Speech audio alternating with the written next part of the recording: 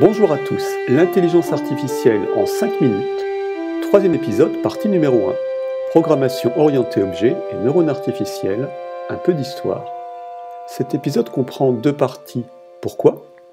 Parce que la partie historique dure environ 5 minutes, alors que le cahier des charges de la série fixe une durée de 5 minutes par épisode. Mais pourquoi une partie historique ? La partie histoire des langages montre comment le paradigme objet s'est imposé progressivement. Mais au fait, c'est quoi un langage de programmation ?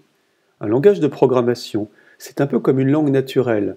C'est le langage que l'on doit apprendre pour parler à l'ordinateur, plus exactement pour le programmer. Un langage de programmation, c'est une langue artificielle. Merci, cette fois j'ai compris. On peut commencer alors. Remontons le temps. Première partie, un petit tour historique. En 1941, apparaît le Z3, un calculateur électromécanique programmable conçu par l'allemand Konrad Zuse. Il comportait environ 2000 relais électromécaniques. Le caractère électromécanique de cet ordinateur le rendait très fragile. Le Colossus, un ordinateur britannique, apparaît en 1943. C'est un calculateur basé sur le système binaire et installé près de Londres. Il était lui constitué de tubes à vide, technologie plus fiable que les relais utilisés dans l'ordinateur allemand. En 1946 apparaît l'ENIAC. C'est le premier ordinateur complet basé sur la machine de Turing, un modèle abstrait d'ordinateur établi en 1936 par le Britannique Alan Turing. Lui aussi fonctionne à l'aide de tubes à vide. Il fut financé par l'armée américaine. Les premiers langages de programmation sont spécifiques à l'ordinateur auquel ils sont destinés. Le développeur doit apprendre un nouveau langage à chaque fois qu'il change d'ordinateur. Le Fortran apparaît en 1954. C'est l'un des premiers langages dits évolués. Il est utilisé pour le calcul scientifique. Les langages évolués permettent aux développeurs de ne pas apprendre un nouveau langage s'ils programment un autre type d'ordinateur, un progrès considérable. En 1958 apparaît le langage Algol. Influencé par le Fortran, c'est l'ancêtre du Pascal et de Simula. Il introduit les séparateurs begin et end. En 1958 apparaît le langage Lisp. Nous avons déjà parlé de ce langage puisqu'il a été créé par John McCarthy, une des personnalités présentes au congrès de Dartmouth, le congrès fondateur du terme intelligence artificielle. Le langage COBOL apparaît en 1959, c'est un langage pour les applications de gestion. Tous ces langages ne sont pas des langages orientés objets. En 1964 apparaît le BASIC. Le B de BASIC veut dire beginner, débutant, c'est un langage supposé faciliter l'apprentissage de la programmation. Premier épisode, premier acte du développement orienté objet, Simula 67. Ce langage introduit les concepts essentiels de classe et d'instance.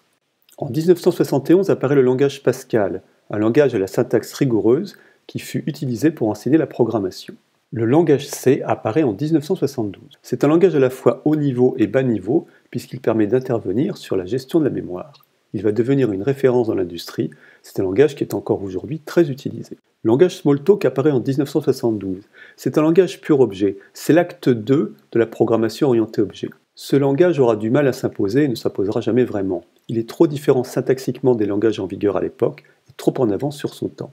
Le langage Prolog apparaît en 1972, il permet de programmer des systèmes experts, une partie de l'intelligence artificielle en vogue dans les années 70. Dans les années 80, le langage C++ constitue le troisième épisode fondamental de la programmation orientée objet. C'est le mariage réussi du C et de l'objet. Il va démocratiser la programmation objet dans le milieu de l'entreprise. Il reprend la syntaxe du C, le langage le plus utilisé à l'époque, et offre aux développeurs la possibilité de développer en objet.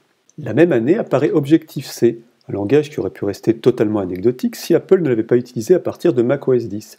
Il est aujourd'hui remplacé avantageusement par le langage Swift qui a été créé en 2014. Le langage Eiffel apparaît en 1986. C'est lui aussi un langage orienté objet. Il est considéré par certains experts comme le meilleur langage objet. Cependant, il n'a toujours pas réussi à s'imposer. En 1990 apparaît le langage Haskell, un langage fonctionnel pur basé sur un autre paradigme que l'orienté objet. Nous en reparlerons dans un autre épisode.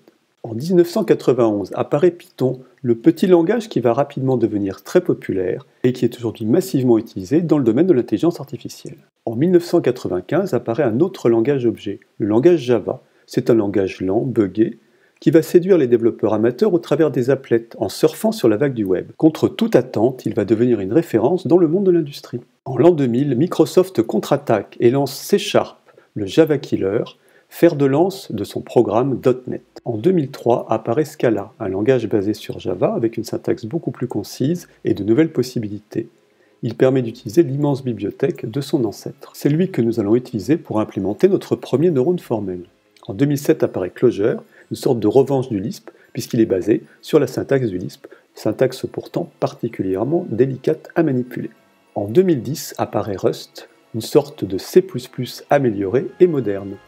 Enfin, en 2014 apparaît Swift, un langage développé par Apple pour remplacer Objective-C.